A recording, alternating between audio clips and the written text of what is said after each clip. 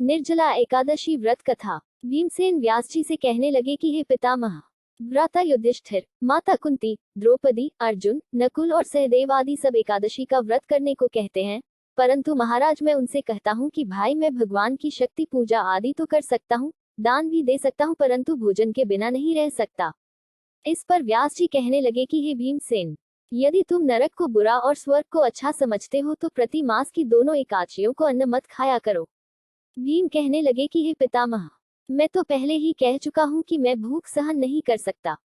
यदि वर्ष भर में कोई एक ही व्रत हो तो वह मैं रख सकता हूँ, क्योंकि मेरे पेट में वृक नाम वाली अग्नि है, सो मैं भोजन किए बिना नहीं रह सकता। भोजन करने से वह शांत रहती है, इसलिए पूरा उपवास तो क्या एक समय भी बिना भोजन किए रहना कठिन है। अतः आप मुझे कोई ऐसा व्रत बताए जो वर्ष में केवल एक बार ही करना पड़े और मुझे स्वर्ग की प्राप्ति हो जाए।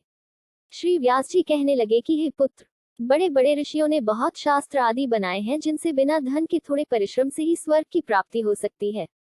इसी प्रकार शास्त्रों में दोनों पक्षों की एकादशी का व्रत मुक्ति के लिए रखा जाता है।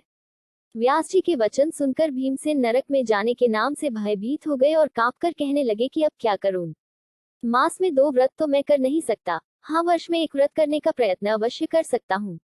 अतः वर्ष में एक दिन व्रत करने से यदि मेरी मुक्ति हो जाए तो ऐसा कोई व्रत बताए।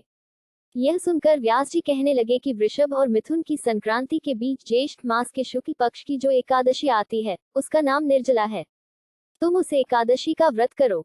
इस एकादशी के व्रत में स्नान और आचमन के सिवा जल वर्जित है। आचमन में 6 मासे से अधिक जल नहीं होना चाहिए, अन्यथा वह मद्यपान के सदृश हो जाता है।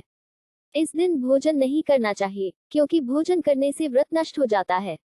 यदि एकादशी को सूर्योदय से लेकर द्वादशी के सूर्योदय तक जल ग्रहण न करे तो उसे सारी एकादशियों के व्रत का फल प्राप्त होता है। द्वादशी को सूर्योदय से पहले उठकर स्नान आदि करके ब्राह्मणों का दान आदि देना चाहिए। इसके पश्चात भूखे और सत्पात्र ब्राह्मण को भोजन कराकर फिर आप भोजन कर लेना चाहिए। इसका फल पूरे 1 वर्ष की संपूर्ण एकादशियों के बराबर होता है। व्यास जी कहने लगे कि हे भीमसेन, यह मुझको स्वयं भगवान ने बताया है। इस एकादशी का पुण्य समस्त तीर्थों और दानों से अधिक है। केवल एक दिन मनुष्य निर्जल रहने से पापों से मुक्त हो जाता है। जो मनुष्य निर्जला एकादशी का व्रत करते हैं उनकी मृत्यु के समय यमदूत आकर नहीं घेरते, वरन भगवान के पार्षद उसे पुष्पक विमान में बिठाकर स्वर्ग को ले जाते हैं। अतः संसार में सबसे श्रेष्ठ निर्जला एकादशी का व्रत है, इसलिए यत्न के साथ इस व्रत को करना चाहिए। उस दिन ओम नमो भगवते वासुदेवाय मंत्र का उच्चारण करना चाहिए और गोदान करना चाहिए। इस प्रकार व्यास जी की आज्ञानुसार भीमसेन ने इस व्रत को किया, इसलिए इस एकादशी को भीमसेनी या पांडव एकादशी भी कहते हैं।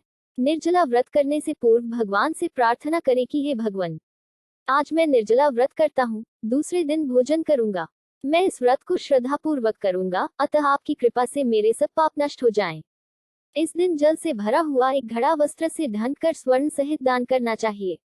जो मनुष्य इस व्रत को करते हैं उनको करोड़ पल सोने के दान का फल मिलता है, और जो इस दिन यज्ञादिक करते हैं उनका फल तो वर्णन ही नहीं किया जा सकता।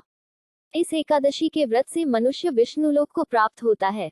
जो मनुष्य इस दिन अन्न खाते हैं वे चांडाल के समान हैं, वे अंत में नरक में जाते हैं।